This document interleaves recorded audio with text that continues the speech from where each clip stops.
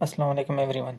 अच्छा, आज हम डिस्कस करेंगे कि हम जावा में कैसे अरेज को डिक्लेयर कर सकते हैं या हम उसको इनिशियलाइज कर सकते हैं। हम अरेज के अंदर डिफरेंट वैल्यूज़ कैसे स्टोर कर सकते हैं एंड देन हम इसको कैसे प्रिंट कर सकते हैं।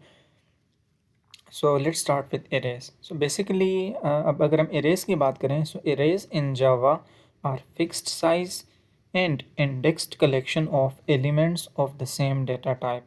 जब भी हम जावा के अंदर एरे को डिफ़ाइन करते हैं, सो वाइल डिफ़ाइनिंग हम उसका साइज़ डिफ़ाइन करते हैं साथ में। सो वो हमारे पास फिर फिक्स्ड साइज़ एरेज बन जाते हैं। ठीक है, मैं आपको साथ में शो भी करवाऊँगा।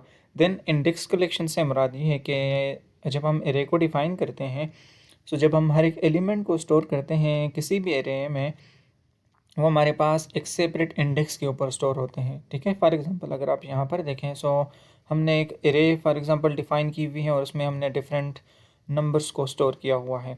सो अब अगर हम यहाँ पर देखें, सो 10 के नीचे यहाँ पर लिखा हुआ है index is zero, while the index of 20 is 1, 30 is 2 and so on. So ये हमारे पास यूनिक आप कह लें कि इंडेक्सेस होते हैं और हर एक इंडेक्स के ऊपर आपके पास एक सेपरेट वैल्यू स्टोर होती है। और जावा में इंडेक्सेस हमारे पास ज़ीरो से स्टार्ट होते हैं। अब इसके अंदर जो भी एलिमेंट्स हमारे पास या वैल्यू स्टोर्ड होती हैं अरे में, so they are stored in contiguous memory locations and provide fast random access. For example अगर आप इस डायग्राम को देखें, सो कॉन्टिग्यूअस मेमोरी लोकेशन से मुराद ये है कि फॉर एग्जांपल ये जो हमारे पास वैल्यू है एक लोकेशन पर हो स्टोर हो गई। अब नेक्स्ट जो वैल्यू होगी बिल्कुल इसी के साथ जो नेक्स्ट एड्रेस होगा उसी के ऊपर स्टोर होगी। देन उसके बाद जो एड्रेस होगा उसके ऊपर थर्ड वैल्यू हो, fourth value and fifth value हो। ठीक है, सो इस तरह हमारे पास जो इसको बेसिकली हम एरे को कहते हैं, it is a linear data structure. ठीक है, आपके पास तमाम डेटा लीनियर फॉर्म में स्टोर होता है। अब अगर हम बात करें कि हम एरे को जावा में डिक्लेयर कैसे करते हैं, जिस तरह हम सी प्लस प्लस में डिफ़ाइन करते हैं, so it is almost similar to, let's say the syntax is almost similar to the C plus plus, but there is a slight change, just वो ब्रैकेट्स का आपके पास चेंज आ जाता है। सो अगर हम यहाँ पर इसके सिंटेक्स की बात करें, सो सबसे पहले हम मेंशन करते होते हैं डेटा टाइप कि हमने किस टाइप की एरे को डिफ़ाइन करना है। फॉर एग्जांपल वो इंटीजर भी हो सकती है, वो स्ट्रिंग भी हो सकती है, वो कैरेक्टर भी हो सकती है। Depending on the values, let's say that we are going to store in the array, हम उसी के अकॉर्डिंगली यहाँ पर डेटा टाइप चूज़ करते हैं। फॉर एग्जांपल अगर आपने एक एरे के अंदर इंटीजर वैल्यूज़ को स्टोर करना है, सो आप जो एरे को डिफ़ाइन करेंगे उसकी डेटा टाइप आप मेंशन करेंगे इंट। ठीक है, देन आपने यहाँ पर हम सी प्लस प्लस में बाद में स्क्वायर ब्रैकेट्स लगाते हैं और जावा में हम डेटा टाइप और एरे नेम के बीच में हम स्क्वायर ब्रैकेट्स लगाते हैं। ठीक है, ये हमारे पास जावा के अंदर इसका सिंटेक्स है। बट हम इस तरह भी डिफ़ाइन कर सकते हैं, but this is the most preferred one जिसको नॉर्मली यूज़ किया जाता है। ठीक है, जस्ट आपके पास ब्रैकेट यहाँ पर सेंटर में आ जाती हैं। सब फर्स्ट आप डेटा टाइप लिखते हैं, then brackets and then array name is equals to, क्योंकि हमारे पास जावा जो है that is purely object oriented, तो जस्ट ये हमारे पास एक एक्स्ट्रा कीवर्ड ऐड हो जाता है जिस तरह हम ऑब्जेक्ट्स क्रिएट करते हैं। So new and then again data type, जो अपने यहाँ पर डेटा टाइप लिखी होगी वही आपने यहाँ पर भी यूज़ करनी है। एंड देन आप अगेन यहाँ पर स्क्वायर ब्रैकेट्स के अंदर यहाँ पर एरे साइज़ मेंशन करते हैं, वाइल सी प्लस प्लस में हम एरे नेम के बाद यहाँ पर साइज़ मेंशन करते हैं in square brackets. So there is just a slight change. ठीक है, हम ऐसे भी एरे को डिक्लेयर कर सकते हैं in Java. For example data type, then यहाँ पर हम स्क्वायर ब्रैकेट्स लगा लें और एरे नेम लिखें। ठीक है, या हम ये वाला सिंटेक्स भी यूज़ कर सकते हैं, डेटा टाइप एरे नेम और उसके बाद हम लगाएं square brackets, but this is let's say less common, इसको ज़्यादा यूज़ नहीं किया जाता। ठीक है, the most let's say commonly used are, या आप फर्स्ट वन यूज़ कर सकते हैं या आप सेकंड वन यूज़ कर सकते हैं। फॉर एग्जांपल अब हम ऐसे डिक्लेयर कर सकते हैं कि int then square brackets and then name of the array, for example number. So हमने एक एरे को डिफाइन किया, बट हमने यहाँ पर साइज़ को मेंशन नहीं किया। जब हम साइज़ को मेंशन कर लें तो वो फिक्स्ड एरे हमारे पास बन जाती हैं। सिमिलरली यहाँ पर मैंने एक एरे को डिफाइन किया, स्ट्रिंग देन स्क्वायर ब्रैकेट्स और नेम्स। अब ये जो एरे है, सो इसमें हम स्ट्रिंग वैल्यू स्टोर कर सकते हैं नेम्स एरे के अंदर, वाली जो हमारे पास नंबर्स की एरे क्रिएट होगी इसमें हम इंटीजर नंबर स्टोर कर सकते हैं। ठीक है, अब अगर हम यहाँ पर देखें कि हम एरे को जब हम इसको डिक्लेयर कर रहे हैं उसी टाइम पे हम उसको इनिशियलाइज भी कर रहे हैं। So there are two separate terminologies, array declaration and array initialization. Array declaration से मुराद ये है कि जस्ट आपने एक एरे को यहाँ पर डिक्लेयर कर दिया, आपने एरे टाइप मेंशन की एंड देन एरे नेम को यूज़ किया, और this is basically called array declaration. Array initialization means कि जब आप एरे को डिक्लेयर कर रहे हों उसी टाइम पे आप उसको वैल्यूज़ भी असाइन कर दें। So that basically becomes the array initialization. Similarly variable initialization भी हमारे पास यही होता है। अब अगर हमने फॉर एग्जांपल नेम स्टोर करने हैं, सो हम ऐसे भी लिख सकते हैं string then again square brackets names is equals to, आपने करली ब्रेसेस लगाने हैं और इसके अंदर जो भी आपने नेम स्टोर करने हैं कॉमा सेपरेटेड, सो वो आपने यहाँ पर in the form of strings add करने हैं डबल कोट्स के अंदर, बिकॉज कि ये जो हमारे पास डेटा टाइप हमने यहाँ पर यूज़ किया है दैट इज स्ट्रिंग। सो जितनी भी वैल्यूज़ इस एरे के अंदर स्टोर होंगी वो स्ट्रिंग होनी चाहिए। सिमिलरली यहाँ पर जो हमने एरे को डिफाइन किया, सो इसके डेटा टाइप यहाँ पर हमने इंट मेंशन किया हुआ है, सो इसके अंदर जो भी हम वैल्यू स्टोर करेंगे वो इंटीजर होनी चाहिए। ठीक है, अब हम डायनेमिक एरे को भी डिफाइन कर सकते हैं। फॉर एग्जांपल जो मैंने आपको प्रीवियस सेंटेक्स बताया, इंट देन स्क्वायर ब्रैकेट्स, जो हमने यहाँ पर प्रीवियस सेंटेक्स देखा ये वाला कि data type then square brackets array name is equals to new data type and array size.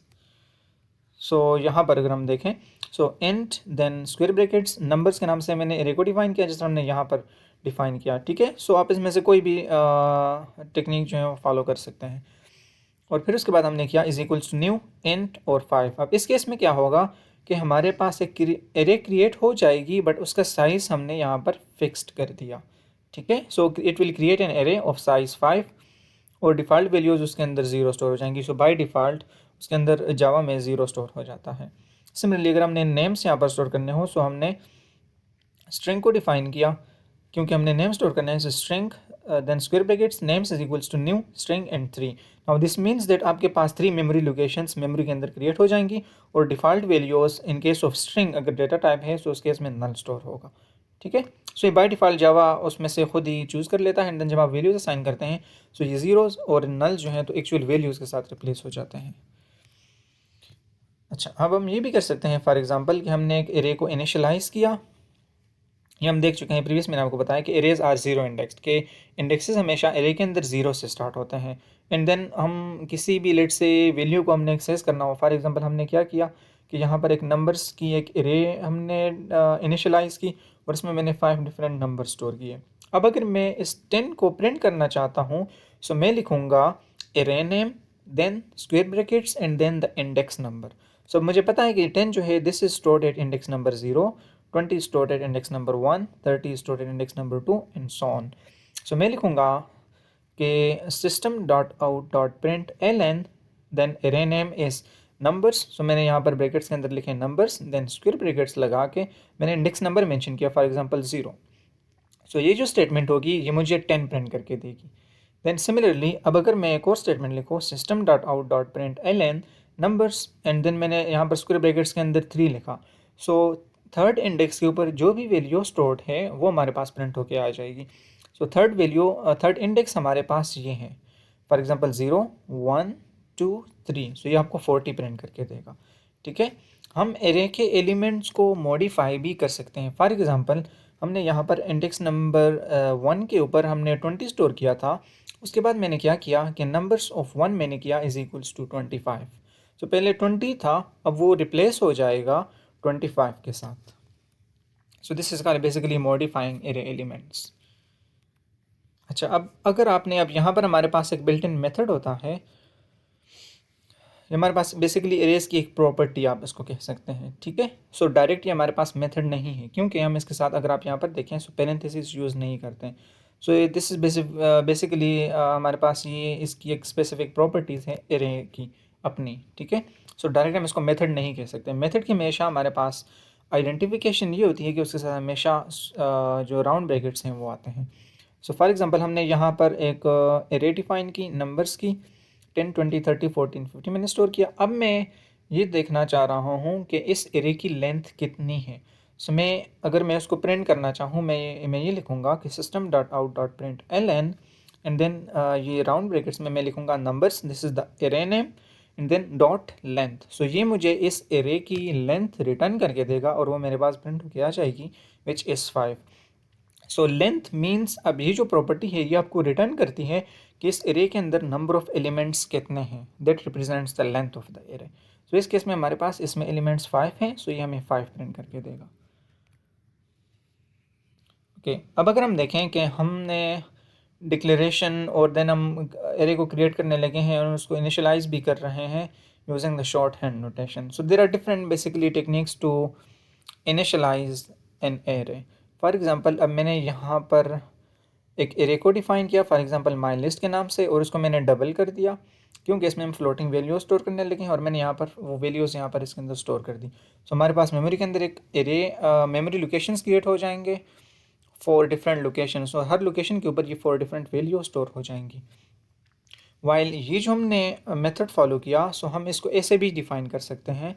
For example double, then जो हमने प्रीवियस सेंटेंस देखा square brackets my list is which is the name of the array is equals to new double, and then मैंने इसका size 4 define किया क्योंकि हमने इसमें ये 4 डिफरेंट एलिमेंट्स स्टोर करने हैं.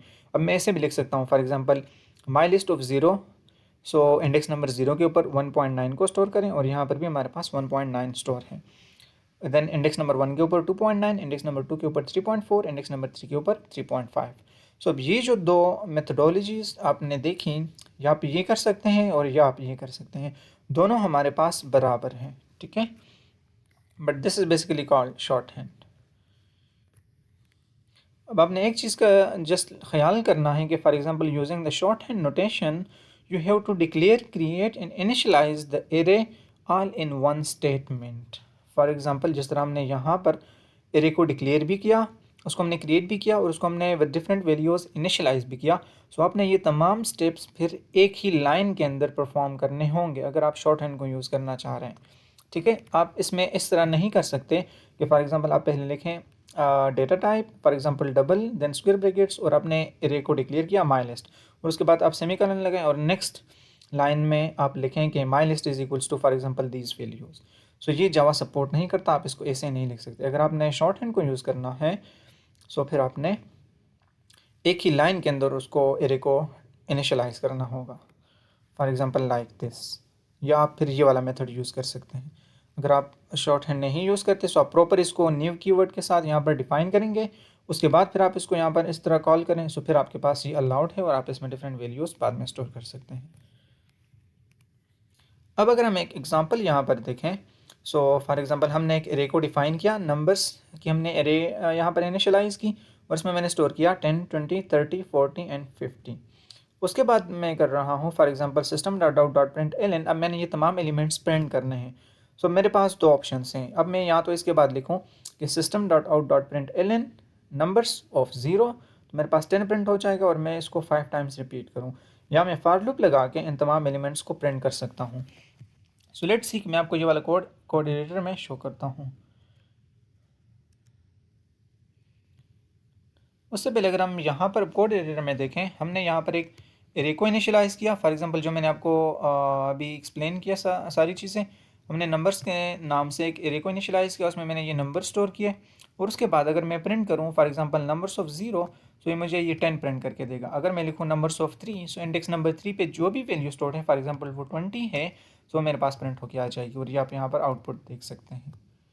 सो अब अगर हम इस कोड को रन करें,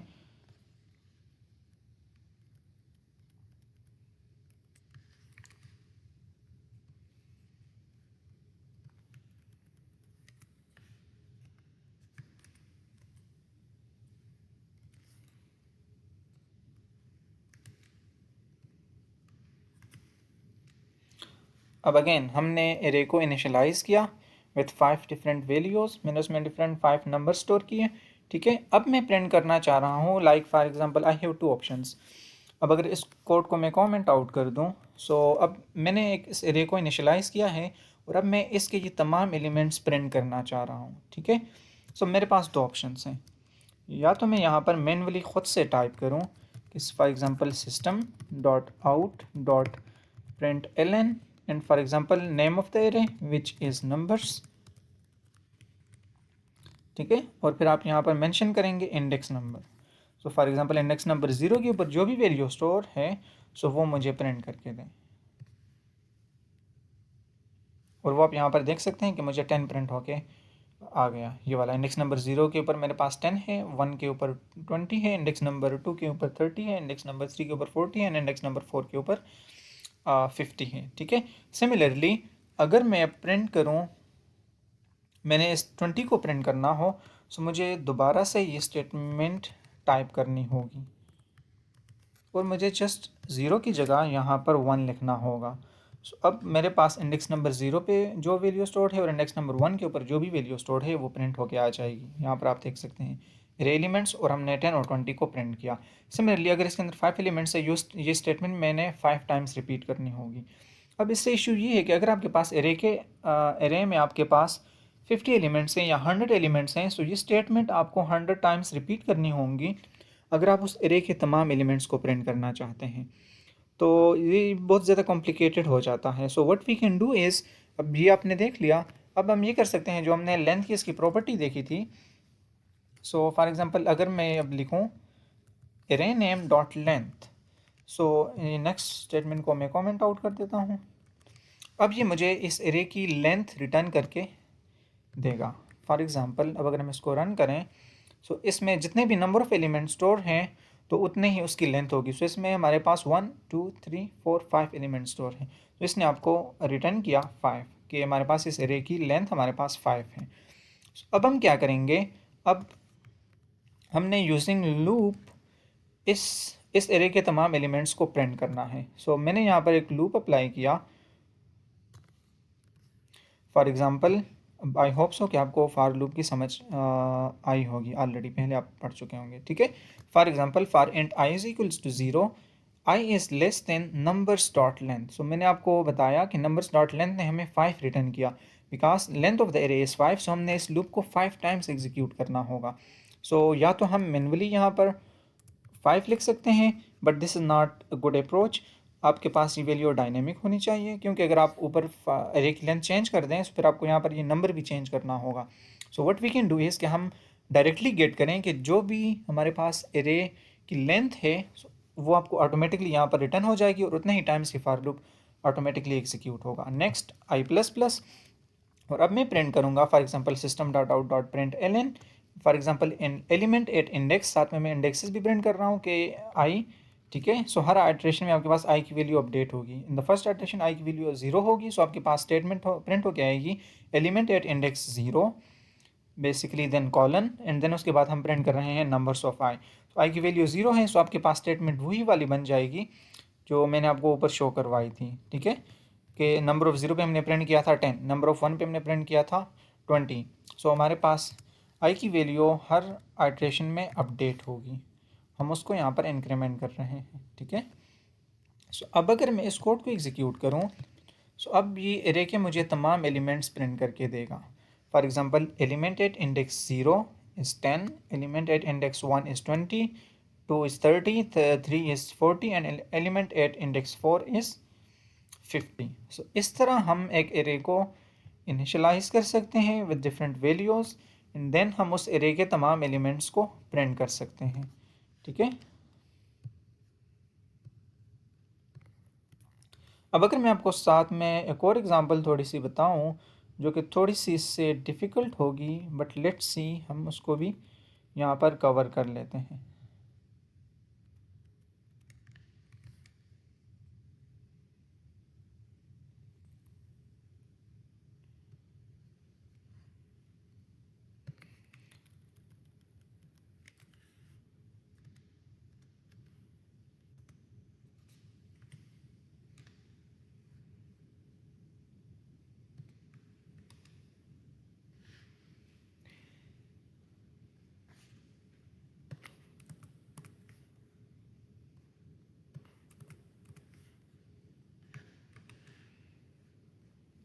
अपने ब्रैकेट्स का ख्याल करना है, आपके पास ब्रैकेट्स जो हैं तो वो इक्वल होने चाहिए। फॉर एग्जांपल अगर ये मेन आपके पास मेन फंक्शन यहाँ से स्टार्ट हो रहा है सो यहाँ पर एंड होना चाहिए, ठीक है। सिमिलरली अगर आपके पास जो मेन आपकी क्लास है देन आपके पास जो मेन फंक्शन यहाँ से स्टार्ट हो रहा है और ये यहाँ पर एंड होना चाहिए। सिमिलरली अब अगर हमने यहाँ पर फार लूप को स्टार्ट किया हुआ है सो वो यहाँ पर एंड होना चाहिए। सिमिलरली ये वाला फार लूप भी यहाँ पर एंड होना चाहिए। सबसे पहले अगर मैं आपको इसका आउटपुट प्रिंट करूँ सो लेट्स सी, मैं इसको रन कर लेता हूँ फिर मैं आपको इसको एक्सप्लेन करता हूँ। सो लेट मी चेक कि हमें प्रिंट एरर प्रिंट करके दे रहा है कि type mismatch cannot convert from int to int. Okay, मैं इस कोड को खुद से देख लेता हूँ। ये हमारे पास यहाँ पर एक्स्ट्रा है, ठीक है, ये नहीं होना चाहिए। So you have to be very careful कि जब आप कोड कॉपी करें सो इस तरह का कोई भी एरर आए, you have to resolve it.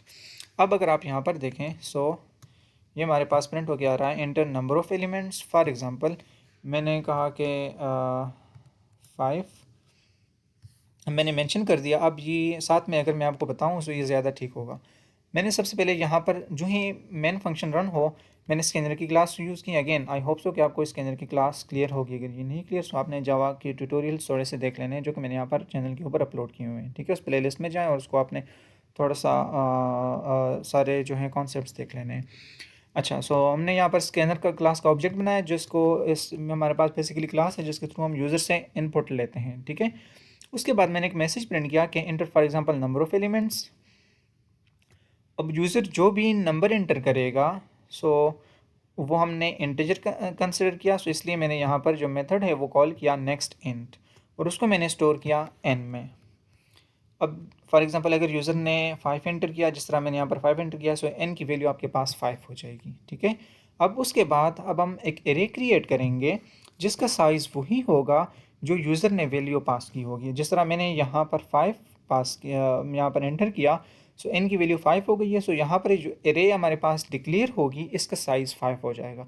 अगर किसी और यूज़र ने यहाँ पर 10 एंटर किया, ठीक है, सो यहाँ पर उसके लिए फिर उस केस में 10 एलिमेंट्स की एरे आपके पास इनिशियलाइज हो जाएगी या डिक्लेयर हो जाएगी। अब उसके बाद फिर आपने उसमें उतने ही नंबर स्टोर करने हैं। सो नेक्स्ट मैंने एक मैसेज प्रिंट किया इंटर एन नंबर्स। अब एन की वैल्यू मेरे पास इन दिस केस इज़ 5।